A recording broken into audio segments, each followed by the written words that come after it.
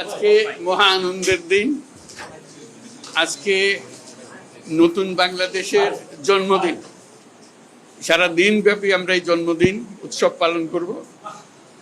এটার মাধ্যমে আজকে যে প্রক্রিয়া এখান থেকে শুরু হলো, এর মাধ্যমে আমরা অতীতকে বর্জন করলাম।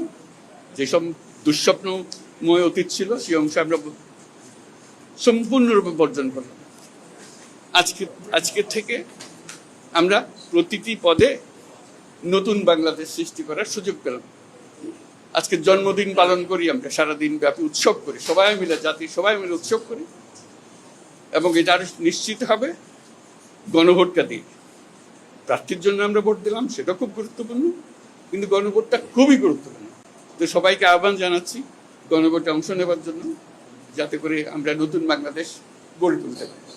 খুব ভালো লাগবে, এটা আমার জীবনে মহা আনন্দের দিন এবং বাংলাদেশের সবার মনে এটা মহা আনন্দের দিন, মুক্তির দিন, আমাদের দুঃস্বপ্নের অবসান, নতুন সম্পর্ক শুরু। সেটাই হলো আমাদের আজকের এই প্রক্রিয়া। অসংখ্য ধন্যবাদ সবাইকে মোবারকবাদ জানাচ্ছি।